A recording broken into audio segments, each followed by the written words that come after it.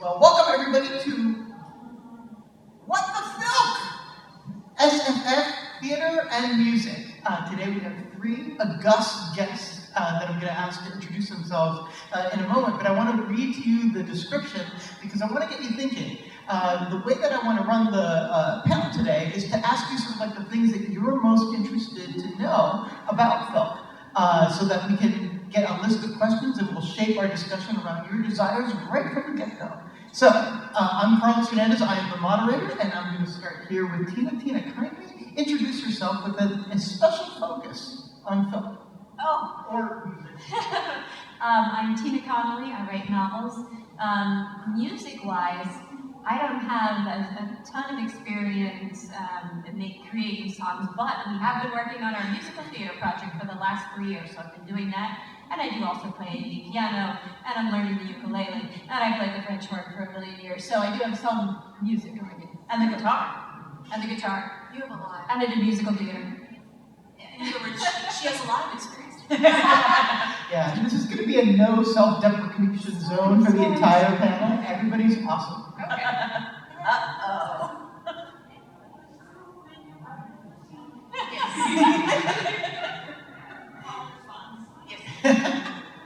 So, yeah, Mary, please. Hi.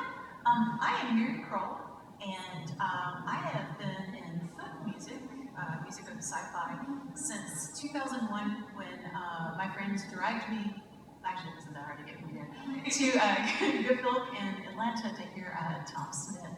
Because I had been writing songs about like D&D campaigns and Palladium campaigns and our LARPing group and everything, and they were like, yeah, did you know you're doing FILK? I'm like, oh, really? Okay. But my doctorate's in composition, and I have a degree in piano performance. I have a master's in musicology that's not spoken of. It was useless. Anyway, but no, I love working with these two. I got invited to collaborate with them on this cool project, The Devil and Lady Midnight, and it's so wonderful. And I think that's probably enough. I've got some albums. Oh, and at the end, if you want a badge ribbon that says, I put my low stat and can't spell it, it's inspired by my song about where you have to put your low stat in Dungeons & Dragons, because I love to write songs about gaming, and my concert is tomorrow at 5. With the low stat, is that in Pomegranate? No, that one is in Acolytes of the Machine and Other Gaming Stories. There's some really great albums. Her most recent is I Have Missed You at My Table, which came out just after the pandemic, which was all the songs she wrote during the pandemic, and it's beautiful. And Scattering Seeds on the Pomegranate Tour is beautiful. But really, go to Mary Crowell's website, follow her on Patreon. Well worth Songs on Patreon. It's just, I mean, I won't say she's a machine of music making, because she's the exact opposite. She's the beautiful human genius of music making. Oh my gosh, I'm gonna crawl under the table. Yes, you're gonna like it too. Well, turnabout is fair play. Claire, introduce yourself while we lavish compliments upon you. Yes, because that's this kind of panel. I'm Claire, and Claire is the C in C.S.E. Cooney. I am mostly a novelist, sometimes a playwright, occasionally a poet, and in 2015 suddenly started writing songs, not knowing how to do it. I just like hum to myself, record the humming, and then I'd be like, hey, what key is this in? And my brother would be like, well, that's not a key, but if you just put it there, it could be C. I was like, oh, excellent, thank you, C. Sometimes I sing an A, but mostly C, I would think. And so and that year I had enough songs suddenly for 2 EPs. One was Electo, named after one of the Furies of Greek mythology, and it's 8 songs about women in myth that I thought had been given the shaft, basically, and I wanted to shine a new light on them. And every song in that EP is a different musical style, since I didn't know I was doing all of it was mimetic, so I'd listen to a bunch of blues songs, and then I'd be like, all right, sort of sounds like, or I'd listen to a bunch of calypso music, where calypso's calypso. So I tried to like experiment with form. I was sort of teaching myself sounds, though I don't have any practical theory. And then my second was The Headless Bride, and that was more like I don't know, a little more carnival nightmare sort of monsters kind of thing. But one of the backers' rewards when I did the Indiegogo campaign for it was if you backed at a certain level, which I thought very few people would, because to me, $100 was an astronomical fee, that I'd write a song for them. I'm like, yeah, my 5 friends and 2 of my family members who can afford it. That's like another EP. So many people backed at that level. I had enough songs for a full album, which is my backers' album that came out after the 2 EPs called Corbeau Blanc, Corbeau Noir, which means white raven, black raven. I called it that because Lord Byron referred to his patroness, the Duchess of Melbourne, as the white raven. So I just didn't want just a white raven, because I like the whole color spectrum. So anyway, Patty Templeton, who's in the audience, did the cover art for Corbeau Blanc, Corbeau Noir, and I'm excessively fond of it. So that's kind of my background, is sort of like DIY garage level of music making until I co-opted a doctorate of music into my sphere. Now, so before we go on, I had said this is a no self-deprecation zone, and you were full of self-deprecation there, so I have some corrections. He's keeping score! And I see Zita has a purse. Yay, you found it!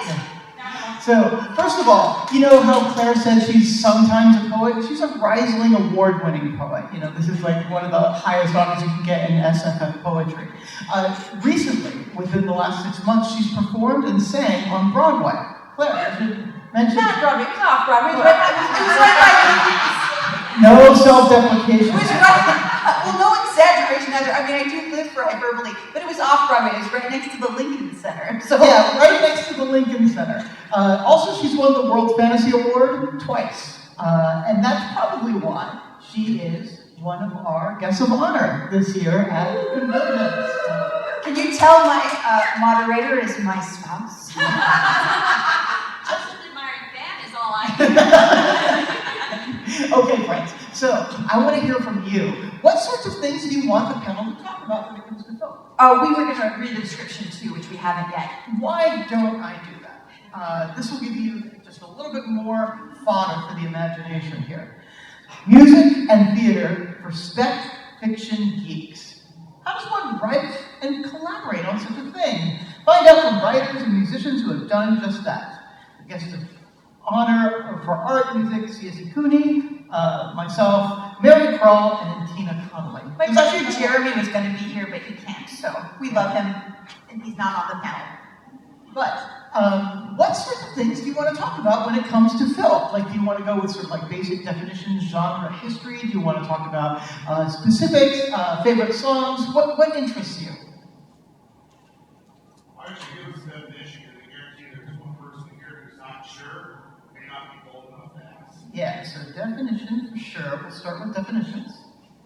Other things that you might want to hear about. Otherwise, we'll just start blathering. Yes? I'm curious on like the wide range within sci-fi fantasy between like Red Hair with you lately kind of live whimsical performance versus like soundtrack to Lord of the Rings kind of fantasy music. Right.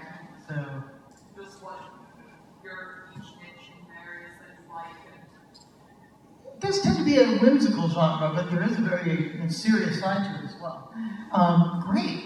Yes, please. I guess I'm thinking about sort of the differences of songs about nerd things versus songs for like the cantina music or like kind of in the world. Right. So Right. like, immersive. All right.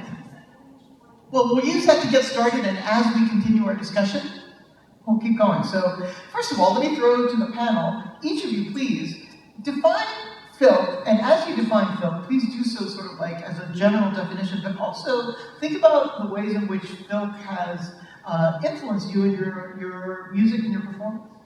I heard a rumor, so I was just writing songs the way I write poems or stories, which is songs about things that interest me, and fantasy interests me. So mythology interests me, so I'd write about monsters or witches or goddesses, and so they were genre songs, is how I thought of them, but I didn't know the place for them. Well, I was told that the place for genre songs in the conventions I attend, which are mostly speculative fiction conventions, is the FILK track.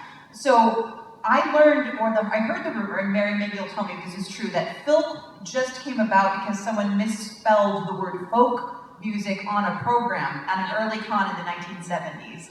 And so it was people who could play in a folk musician style, like acoustic instruments, and they would take music that was well known by everyone and reset it with lyrics in their favorite fandoms, which is not what I was doing, since the music and the lyrics were both original, although the fandoms, I would say Greek mythology is a fandom, you know, like witches are a fandom, but they're not like a specific, they're almost more genres in themselves than like a Firefly, you know, where you can hear it the way you can see somebody in a Firefly costume and say, I know what that is. So, but it was the closest thing I could get to what I was doing, and it was where the welcome was. So that's why I consider that FILK is actually a larger umbrella than how it was originally defined for me. Are we just going down the line? Yeah, and feel free to interact with me. Yes, please. I have to get close to my mic because I'm bad at that. Okay. Oh, sorry. Brilliant at it. No, It's hard. it is really hard. It is. Okay, so FILK. So one thing about FILK is you can't really just say all science fiction music and all fantasy music is FILK, because it is also a community of people. And there can be lots of overlap. For instance, somebody might be into wizard rock specifically, or nerdcore, or there's a lot of other genres that do fanish things to music. FILK can be very welcoming, sometimes not, to all those different genres. But that's why I say it is a community, it's a group of people who have said, we are FILKers, and we're gonna maybe just listen to music and knit in the back of the room, which I didn't bring my knitting and I'm sad.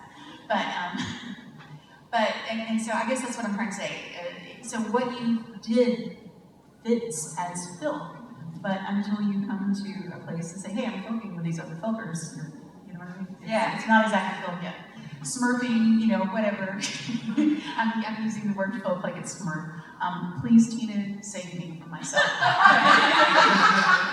So my favorite 11-year-old actually asked me what FILK was earlier when we were walking around, and I was like, so honestly, I'm here as an enthusiastic listener, but also to learn from some of these things, because I didn't know really the history of the FILK. I love that it's like a typo, is how it came about, and it's stuff that I love listening to, but having not really been an active participant in making it until recently, or making genre music, I'm very excited to be a part of it now.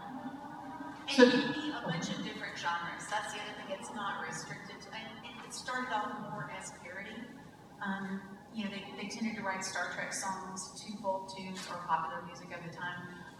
More and more it has become original music, but there is still a very active parody element to it. Okay.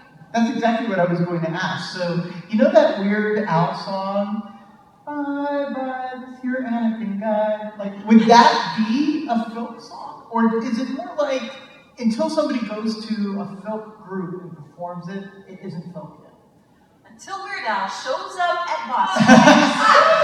That's actually more it. Until Weird Al shows up at Boston and starts singing. That said, a FILKer may perform Weird Al song, and I think seems like someone said, yeah, he's heard of FILK, and he's like, that's good, but because Jonathan Bolton is another one who does that, but is not a FILKer, So, because he does not go to conventions that are or go to house folks or whatever, he does not identify as a FILKer, and he has said that. Now he may have changed his mind since then, but in the past he has said he's not a FILKer. So you have to self-identify as a FILKer. You have to be a FILKer, exactly. Okay. Yeah, so I'm getting like a little bit of a vibe that's interesting, I feel like.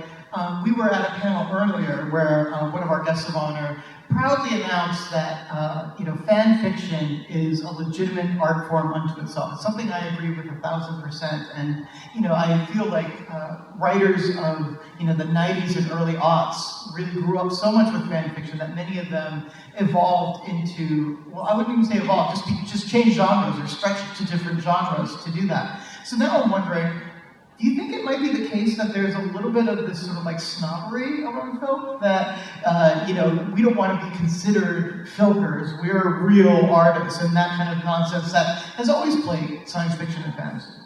And yes, there's a lot of that, but you can also go in reverse. There have been people who are like, hi, I want to come to your FILK convention, they're like, no, you are too professional. No, you may not be a FILK. Oh. Yeah. Yikes.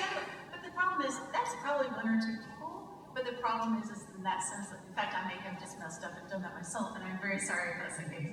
The rest of everybody's like, oh no, we really wanted them here. Why did you have to be terrible? You know, do that.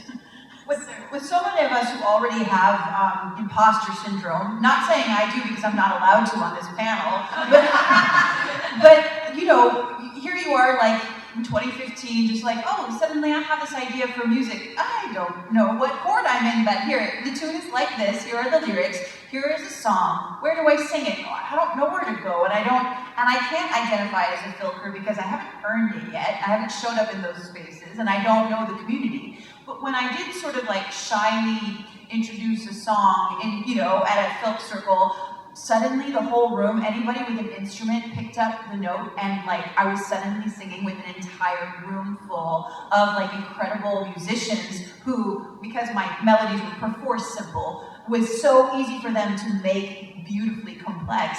And so like the FILKers, whether or not I'm one of them, I've always felt like taken care of by them, so I've been in the good ones. And Mary, who I think is a inveterate filker, I think you're like, you go to all the FILK conventions, you have filkers over to your house, you write FILK albums, you just only ever welcomed me. And so I'd like to be more FILK, but I'd like FILK to be for more people, do you know? Well, you're about to say me. Please do. That's what excites me about it, is because being a band nerd, but you can't really just like sit down and play the French horn like on a daily basis. Some people do, I love it.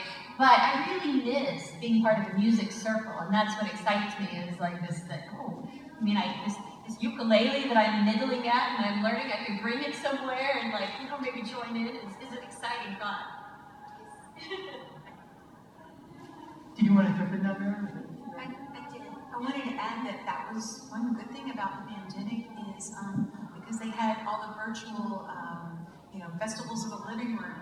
We got, got a lot of new people into FILK music because all of a sudden there was a new way to participate, and you didn't have to go to a FILK convention, and you didn't have to go to a house FILK. You could just get online on these Zoom calls and start making music. And we have a lot of people that really didn't go to their first FILK convention until like 2022 or 2023, but had been, getting to know people for years. So I think that was a lovely way that it has become much more inclusive. And they still do them, just not as frequently. That is really interesting. I have a follow-up question on that, because my understanding is that it's extremely hard to play together on Zoom if you're on different cameras. So were the people performing all together and then people were just sort of like watching, or how did the Zoom collaboration work? Okay, so they didn't, unless they were like two people who were maybe in the same house playing together. In general, it was not a jam session. But kind of was, because what you could do is if you wanted to, you're like, that's a banger, that's a bop, I want to play along. Your mic is already muted, they don't know you're bopping along. And so people would be just jamming along, listening, but it wasn't a cacophony because their mics were turned off. And so it was a way to feel like you were part of it. Yeah, so it really does sound like the folk tradition in that way, like the misspelling aside, folk is really about people gathering together, singing together, sometimes minimal instrumentation, just like one or two instruments and many voices singing together. So hopefully that gives some people a sense of like where FILK comes from and what that is. If we can talk now maybe about that question versus sort of like whimsical versus more serious and profound, and those sort of wide berth of genres. Mary, you've already touched on it a little bit, but when I've encountered FILK myself, it definitely has leaned toward the whimsical. That is, oftentimes they're parody, oftentimes they're funny, sometimes they're political, but that, sort of like biting mordant wit that is also humorous to behold. So my sense is that if you were going to look sort of like as a demographic, like if you were going to take a sort of like statistical count of like whimsy, serious, whimsy, like my sense it would fall heavily towards comedic, parodic, political, with satire making it funny. Does that sound about right to you, panelists? I'm just thinking the last FILK concert I went to, I think it was Boscone. Was that where we saw Romy Stott? Yeah. Okay, so there was such an array. There were, a lot of guitar players, and some would. There was this wonderful woman who was the science guest of honor, a NASA scientist, and she did a lot of the parody songs. But it's interesting how parody isn't always comedic. In my head, it always was, but there was this one moment of. It was a sadder song, something along the lines of the Vincent van Gogh song "Starry, Starry Night." It might have been that one, or like the Wreck of the Edmund Fitzgerald, which already has a sort of somber or melancholy musicality to it, and then it might be the moment, like I would say in Firefly, where what's his name dies and gets speared through, or it might be like that moment in Star Trek where Picard is resisting the Borg. There are 4 lights, like they're referencing something, they're using another piece of music to reference it, but it is the moment of drama versus comedy. So I've seen that. But then we have all the way up to Romy Stott, who mostly is an electronic musician, hardly ever performs in public, mostly uses like 3 computers to make the sound. And since she didn't have that with her, she had her phone. And she'd been studying piano since high school. She has a lot of musicality and theory behind her. She had her phone to make certain like computer chords, and she had 3 sets of bells that she would sometimes, and she's the poetry editor of Strange Horizons, so her lyrics were haunting and strange and minimal, and it was not anything I've ever seen in a FILK circle before. It was minimal, electronic, poetic, not referencing anything but Romy's own work, and yet it was part of the FILK track at Boston, and the FILK track was richer for having that piece there. And I was like, oh, that's FILK too. But I imagine somebody like that it could grow, or maybe has grown at certain FILK conventions to such a place where you have a full band or even orchestra and something much more meatier, but I've not been to the big FILK conventions. There was one. Wait, are you asking me to comment? Yeah. Okay, sorry. So one of the WorldCons, I'm trying to remember the name of it, but there is a musical that Brenda Sutton wrote for one of Tanya Huff's short stories. And we had an impromptu orchestra that sort of, we all read the lead sheet together. And we did the whole opera. It's amazing. It was, and it was really, really fun. But I was going to say we've done some bigger works like that. So, all right.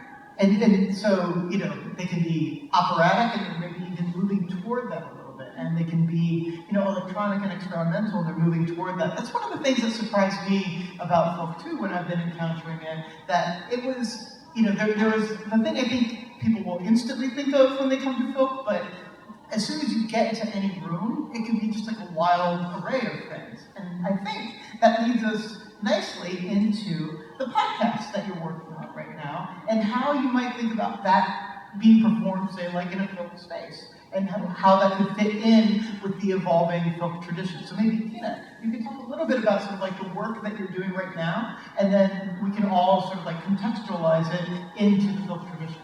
Yeah. Well, I don't know, some of you may have seen a bit of our concert earlier, but we performed a selection from this piece we're working on that we conceived of as a 6-episode musical podcast. So the idea was, and we started working on this during the pandemic when we were all kind of like, wow, what do, and I need people, so we started getting together. So our idea as we started was that we would end up with about 6 45-minute episodes, and that they would work in audio podcast form, which would be a real interesting, it'd be interesting and fun to put that sort of thing together. But now that you're saying that, I do think it would be really cool to figure out how to perform it at like a con. We've talked about, is there a way that we, when we're done with our first draft, which is we're nearly end of the first draft of all 6 episodes, that's our state right now.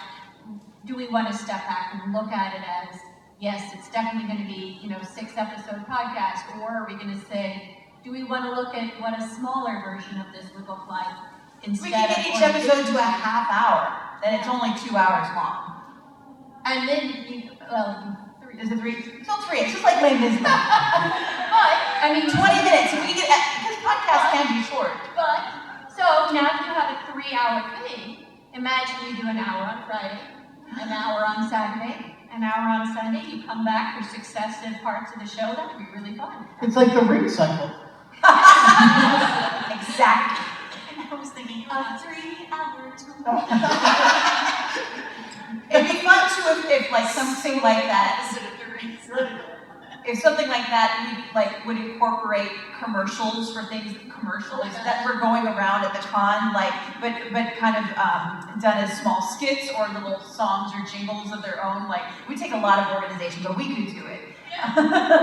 It'd be fun. Little commercial breaks between episodes, yeah. And I think that part of that is before I started doing the FILK tracks of things, I did you do solo readings or group readings with other people, and so because a lot of the people that I was writing with were not only fiction writers, they both my friends Amal and Latar and Caitlin Paxson were both harpists. We had a lot of poets among us, so we were given a half hour for a solo reading, but we're like, what if there were 5 of us in this half hour, and we did little teasers of all the things we can do. So we were constantly performing music, poetry, and our fiction in these little spots, and because if there's 5 of us in a half hour, we'll get a bigger audience, was our thoughts. And so we've always sort of mixed those genres anyway, so it'd be fun to sort of do it with intention on a larger scale. Well, and then one of the first things you and I did together, Claire, at World Fantasy And LA, LA somewhere, or San Diego, is we said, wouldn't it be fun to do a room party where we just performed little 10-minute scripts, and we all came up between us, came up with 4 or 5, and had a little tiny staged reading all shoved into a 2-bedroom suite at the con. And that was amazing, and I always thought, oh, that would be really fun to do on actual programming, where we could read out some of the things that we wrote. Yeah, I think CONvergence is so great because it has a theatrical solo show track, which is not something I've seen. I've seen FILK tracks and I've seen movie tracks and comic tracks, but there's a bunch of theater geeks too, and where's the place for us, And so it's kind of fun to see CONvergence has, the live comedy and the opportunity for actual play. There's a lot of the theatrical stuff at CONvergence. I have a feeling that if it were called FILK and it was called Sing-Along, it would just instantly fill, because it would just be people would know what a sing-along is. You're coming to sing along. It would be funny songs about, space, or devils or whatever, and it would just do it. So I wonder if the word FILK is something that is both, something that creates community, but also maybe scares people a little bit. If those of you who are in the audience, just maybe a little show of hands, before you came in here, what did you know what FILK was, and you're pretty familiar with the community? Yeah, okay, about half. So that is, for a place where FILK would be located, this self-selected audience, it's a fairly low number. If I asked, people, how many of you know what comedy is? you would, be able to say that pretty much 100%. So it's an interesting thing, and I'm just thinking, about how FILK is sort of a very interesting thing, and also, the con that I think is one of the most famous is called HarmCon, right? This is HarmCon. Okay, this is HarmCon inside of CONvergence. I think so. But so because it's meant to be sort of harmonic con. Yeah. For that. But if you don't know that, you're just sort of HarmCon, come get harmed. I don't know. HamCon, where you eat bacon. Yeah. But yeah, it's just interesting. I wonder if there's some vocabulary stuff going on here. For the FILK curious, Mary, do you have your top 5 places to go to sing FILK or to experience FILK? Top 3, maybe? Okay, so OVFF is the very first one, and probably the longest running at this point. It's Ohio Valley Film Fest, and it is in late October. This year, it's the weekend before Halloween, and it's in Columbus, Ohio. And they have a new hotel, which is yay! And I'm trying to think. My home con is FILK which is in Atlanta, Georgia, and it's very close to the airport. And they both have different things to recommend them. How do you spell geFILK? G-A-F-I-L-K.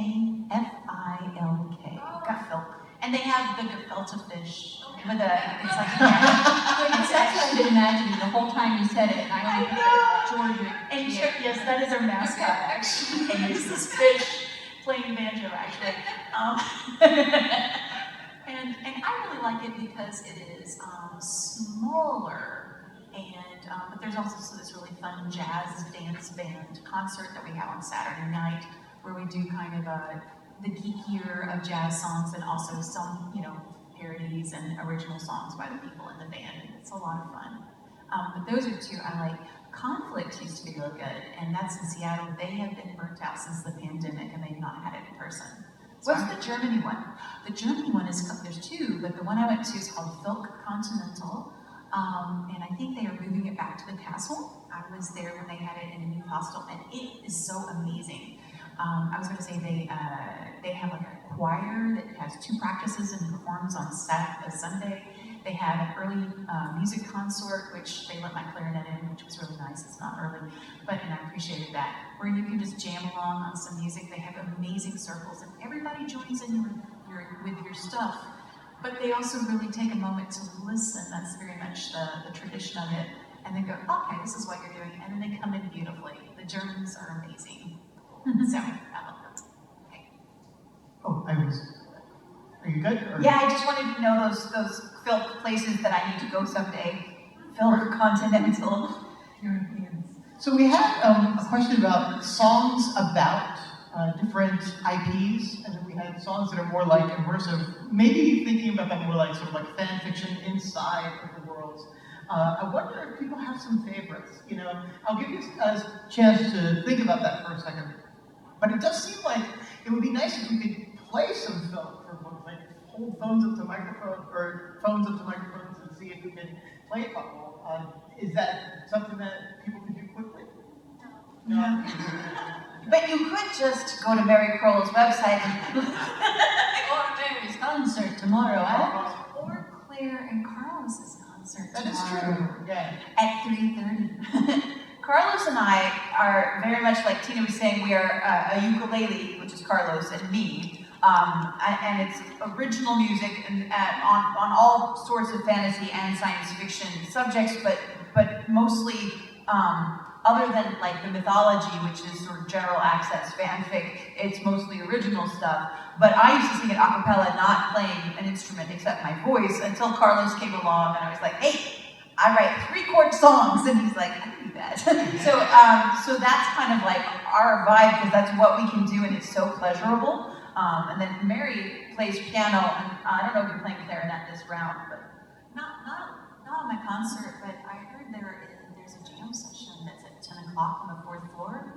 Kyle, what room is that in?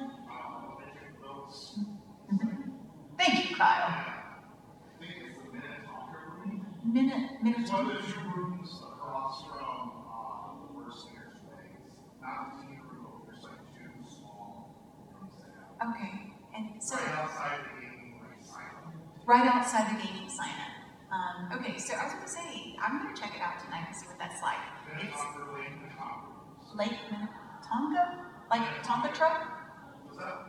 Like, thank you. Okay. That's where the boys used to be made. That's what it is. Oh, neat. Okay, yeah. So I'm going to check it out. I'm going to just bring my clarinet. I don't have a keyboard or anything, but I'm just going to maybe jam. And if it doesn't look like I can jam with it, I'll knit and listen instead, which is a very FILKer thing to do. I remember the first person I was aware of as a FILKer was my friends J9 and Beck said that I had to listen to S.J. Tucker, or Stooge as she's sometimes known. And I think they played Neptune was the first song I'd ever heard.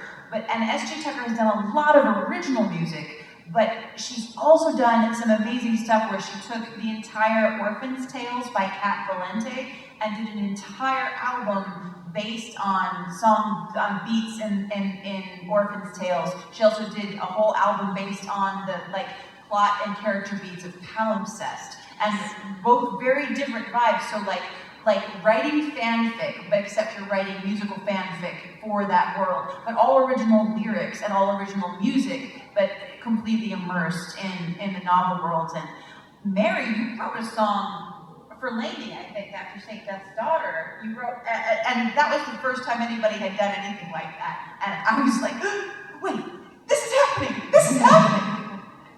That was the Bones in Her Cloak, I think. Bones in Her Cloak. But S.J. Tucker is a wonderful, Neptune is great, Firebird's Daughter, which is one of the Orphan's tales, I think. I love Firebird's Child is really, really fabulous. But really, S.J. Tucker is another master of like high-level filker.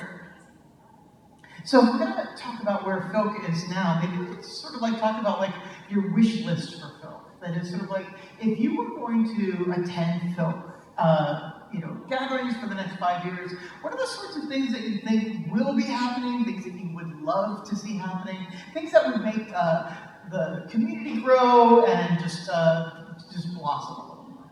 Well, sort of related to your last question in this, but I was going to step sideways for one moment, because I don't know as much about FILK, but what I do know about is musical theater, because I'm a huge nerd.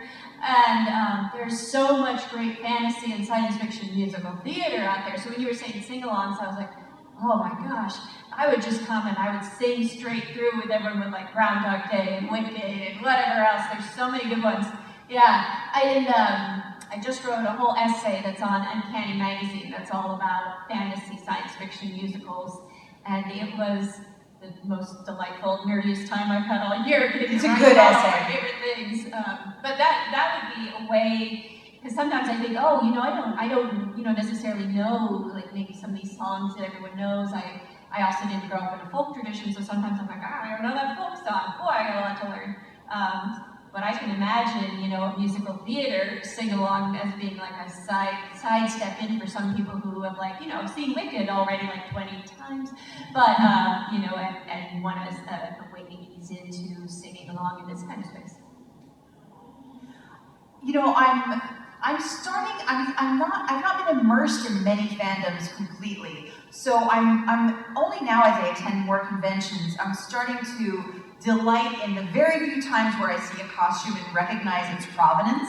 Like I saw Beauregard Lionette, and I am a Critical Role watcher, or a critter, as they call the fandoms, and I was like, that's Beau, and it was such a spark of recognition.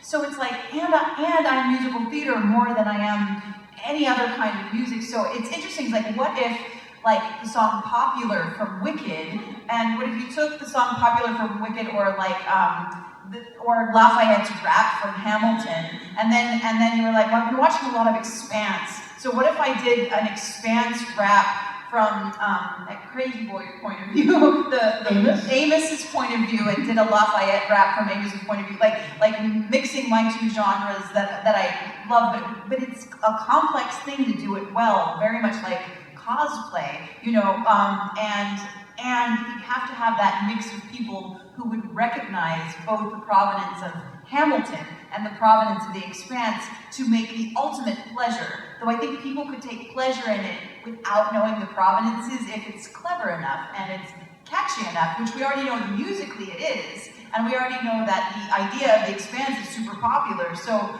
and Amos, but if that's their first exposure to the character Amos, would be that might make people want to explore the fandom. So I am interested in that. I'm just more interested in going to more FILK, seeing what's out there, seeing where the Cooney are, and then seeing if that's something I want to fill myself. Thanks. Mary, I think you're a pretty good person to ask this. Who are the FILK artists that you're most excited about right now? Oh, gosh. When somebody does something and then you draw a line for a second. Let me think. Carlos, I'm While you're thinking, you were talking about crossovers, Claire, and we were just upstairs in the Animal Crossing room, and on the screen was playing a mashup with Hamilton. Somebody had put together all the Animal Crossing characters singing along to the Hamilton songs. The whole extended thing was amazing. It's so surreal, but cool. Yes. And the interesting thing about musical theater is a lot of it's already fantastical. It's like, what would you do to the famous tune from Phantom of the Opera? The Phantom of the Opera is already a kind of a fantasy. Yeah. You know, I guess you think of me, then like a famous song, and then you'd be like, but then what's an even more popular fandom than Phantom of the Opera that you'd slap into it? So it's an interesting, like, where do the crossovers happen? Older musicals like Gilbert and Sullivan, people have set, I Am the Very Model of a Modern Major General, have set many, many songs to that because it's such a fun pattern to set to. When I was, Yeah, I just wanted to add, I have learned so much music theater because of these two. They have encyclopedic knowledge, so a lot of times I just like to let them get down and let you know. I was just gonna say when I was a kid and I loved to sing, one of my entrances into this kind of thing, I did write parodies of like musical theater songs that I knew, and I was just writing for myself and my friends and my, you know, family member's birthday or whatever. But that would be a really fun panel. I mean, I'm always amazed when they have panels and they're like, okay, we're gonna write a flash fiction piece in the next like 10 minutes while we're all sitting up here, and I'm like, no, thank you, I don't want to know that. I would totally come up and be like, okay, popular, but Star Trek, go. All right, I'm on it. That'd be amazing. Picardular, you're gonna be Picardular. Did you think of some, no, okay. Who's your fiddler who we love? Andy McNally. Amy McNally, and Heather something is really good, who, I'm trying to think, Jeremy really loves her. Heather Heather Dale is another great folk artist. Those are some things that are popping into mind. And I was going to say, Shauna McGuire has some wonderful FILK albums. She's been a lot more busy doing writing right now. And oh my gosh, she writes all day, writes. But she also has some really good FILK albums. I want to say Creature is probably the last one, and I think it came out in 2015, which, oh my gosh, 10 years ago. But She wrote a really great folk song about Lost Girls. That was like one of her famous ones. All the Lost Girls. So it was Alice in Wonderland, Wendy, and the two more. but it was Wicked Girls. Wicked Girls. Yeah, but they were about Lost Girls. You're Right. And then S.J. Tucker wrote a Lost Girls album. So it would seem to be in conversation. And I think S.J. Tucker has written songs about Shauna McGuire's fiction, and Shauna McGuire has written songs about other people's fiction. Mm-hmm. So it's very fun. The conversation is almost like jazz. Like they're like things are flying across the waves toward each other. I can add one more little random thing. A few years ago, there's an author in Portland, David Levine, I'm sure that many of you have heard of, and he had a book come out that was set on an airship. And so he commissioned the PDX broadsides to create him like an airship steam shanty. And this time, the time when he had that book released has got to be at least 10 years ago, but I still remember this like, take the air, the wind is fine and fair. And it was so great. So We should all commission musicians to write theme songs for our novels. Kyle's got a question. I just think you're talking about mashups now, some of them are big. There's YouTubers who make all the 8-bit band, and they're really like a small chamber orchestra. They orchestrify lots of video game music. 8-bit band? Yeah, well, they did one last year with Will Bow and Hernandez and Pete Chill, where he did the model of Major General to the scientist Larry from Mass Effect. But in the video game, it was Easter egg you could find Mass Effect 2. But then they did like every verse, like they will roll in, like nail it. It's really, really good if you ever want to see. So it was like Broadway meets film meets video game parody with this like chamber orchestra, and it's really phenomenal. So, but I think the steps from film to Broadway musical or musical theater, I think it's a time step. It really is, because you see it being over a lot. Like YouTube creators make a fun video where they take IP and set it to a music they like. I think there's definitely something people respond to. Postmodern jukebox. Yes. I love them. They're like Kruger filkers. Okay, sorry, but have you all seen the YouTube video where they have the old Pirates of Penzance from the 80s, but instead they're singing, I like big box and I got not far. It's gonna deny it. I haven't seen that. You must send it to me. Send it to me now. We'll watch that over the next hour. I'm going to ask one more question, and then we'll turn it over back to the audience for any follow-ups or things that you want to share as well. If you have folk songs that you like, especially, or artists that you like, please get ready to share. But just as a kind of like semi-wrap-up to what we're talking about today, if you wanted people to just leave here with one idea about FILK that maybe they wouldn't have come on in with, based on your experience, what would you say? I would say that like with theater, the collaborative nature makes your work more than it is by yourself. And it is amazing because it's amazing to have a song and a tune in your head, and that's really all I can do with it. And then you have a fiddler come in and wail, and then the guitar comes in, and then drums come in. And those are sounds I couldn't even quite imagine my song, and then suddenly it's filling a room. So like you are stronger together when you can get everybody singing and playing.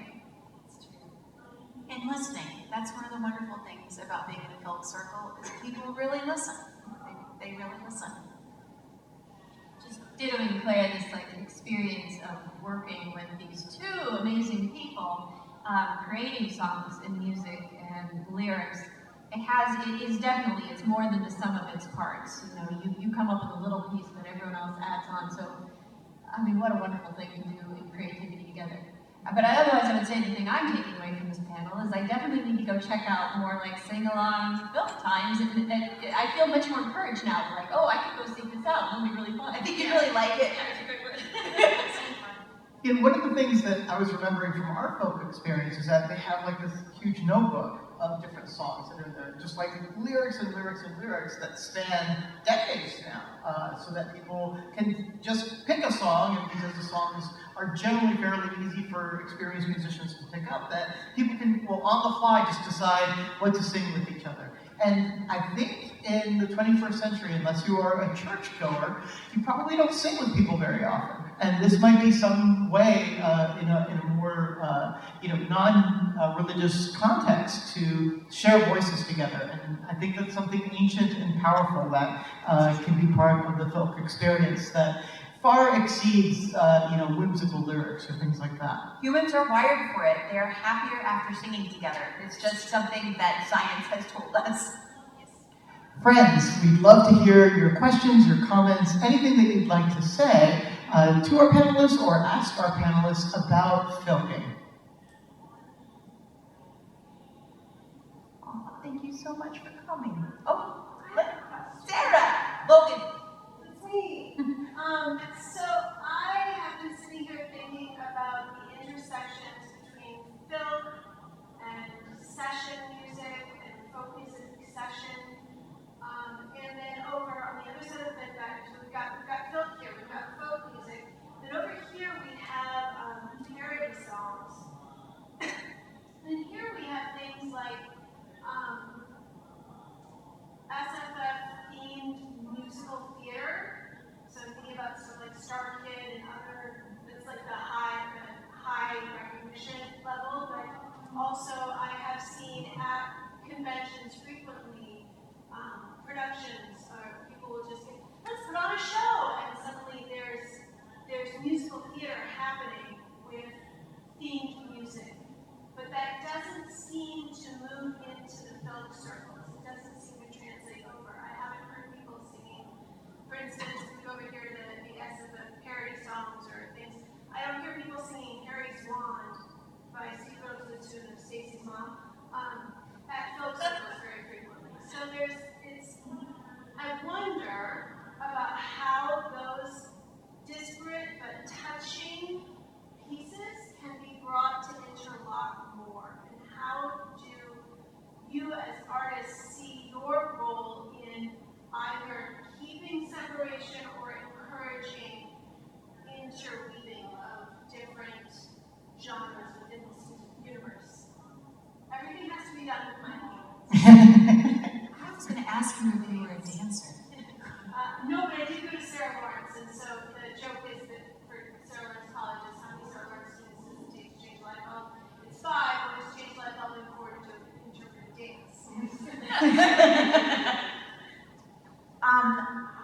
For me, so again, like I didn't come into FILK and then sideways sidled sort of there, but I'm like 1 foot in the community because I know Mary, for example, but I'm learning more people, but I'm more of a listener than a participator for the most part, though I'm trying to like not insert myself, but like you have to go where the spaces are and sit and listen. You know, that's part of, like, as a writer, you also have to read other people's books and like blurb them and be part of the community. Communities take work to build, and it takes work on your part to enter and other people's part to welcome in. And I think all of that has happened for me and with me, but it's just a matter of time and effort for my part. But I do think on a larger, like on a con level, people who are running the music track of a con could potentially think about having here's a FILK artist, here's a person who writes music for video games,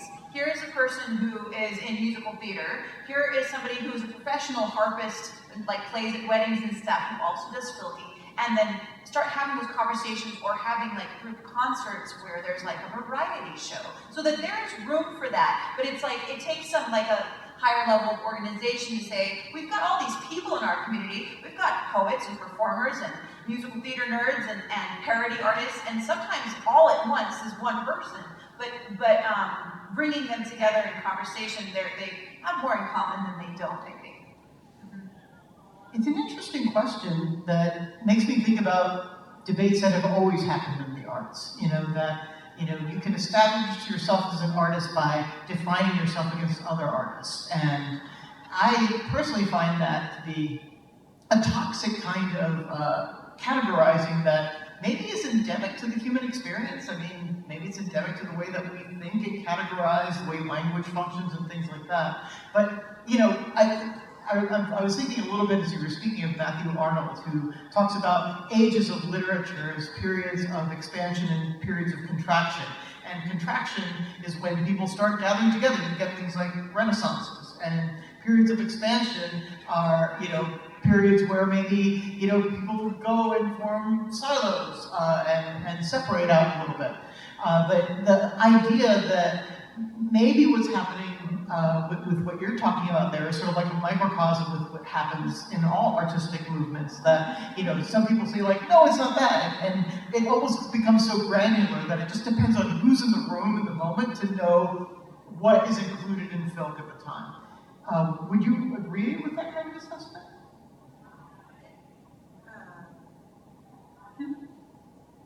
Disagree. It's not that. I was formulating a completely different thought. I'm sorry. No. But I see what you mean. I was also thinking, it really depends. I mean, it kind of depends on who you meet up with at that convention, because there are people like, welcome. I love what you're doing. It would be lovely if you come in and do this. And then you might have one person who's like, well, that's not this. It's actually this. But they can be brought around. Right. This I know someone got brought around. Anyway, they worked on them. Anyway. But I also wanted to add, you were asking, how could you bring it together? I know there have been attempts, and there continue to be work towards that. OVFF, I mentioned earlier, has new voices, because one thing about, FILK in particular, but I think fandom in general, is there can be what they call the grading of fandom, and so one of the things that Ohio Valley Folk Fest tries to do is bring in younger artists, and so we've had like Breakfast System, a really, really skilled and talented bunch of rappers that come in and have done like concerts and so forth. And so they will have like new voices, and there was something else I was trying to think of that they've done. But we also have a group called Interfolk. It is what they try to do is they bring filkers from one part of the country or a different country to a convention they wouldn't otherwise be able to afford to go to. And a lot of times, regional elements are different. We were talking about FILK, and you were mentioning the school book they have. You specifically are talking about Los Congo, and a lot of other FILK conventions do not have that. But they have like, I think a couple things they have a group called Mass FILK that kind of organizes that. I think they call it the Scared Heart. But I might be wrong. I might be thinking of a different book that they have. But I think it is wonderful just to have this big, everyone turn to page blah, and now we will all sing this together. That is a wonderful moment of unity for them. But again, a lot of other conventions don't have it. Right. Or full conventions don't have it. So they have different regional traditions, and so that's one thing is to have a nonprofit that brings people to different places to cross-pollinate. Yeah, it seems like we need a FILK pope. Like a FILK pope would fix everything. I vote for Mary.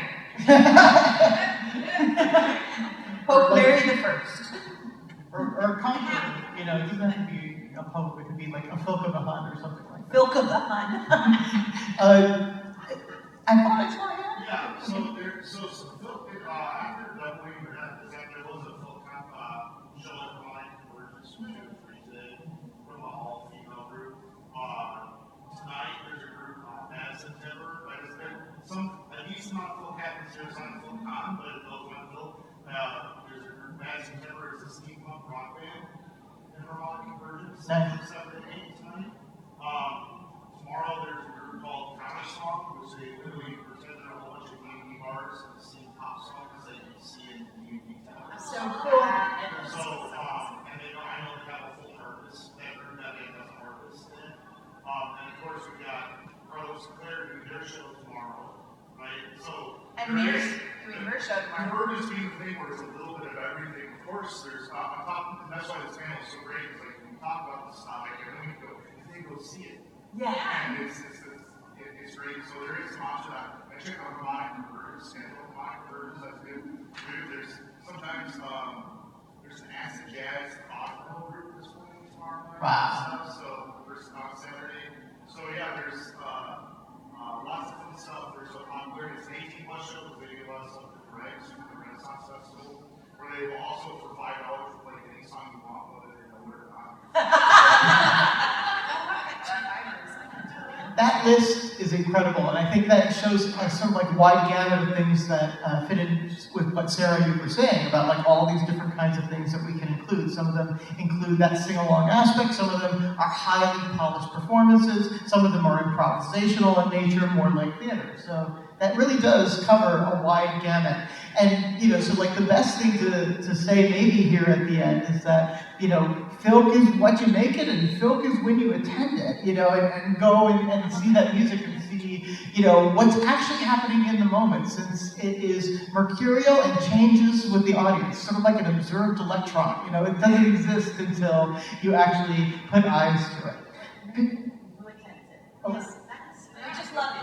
We're just repeating it so we remember it. Yeah. Oh, And okay. You've answered the whole panel right there. Oh, okay. Sorry I didn't say that right at the beginning. This could have been much shorter. And Mary, when's your show? Is it tomorrow, right? Right, it's at 5, yes. Yeah. So. And I have, if you like badge ribbons, I have badge ribbons. I like badge ribbons. So, everybody come get a badge ribbon. Thank you so much for attending. Very grateful to you. Have a great CONvergence.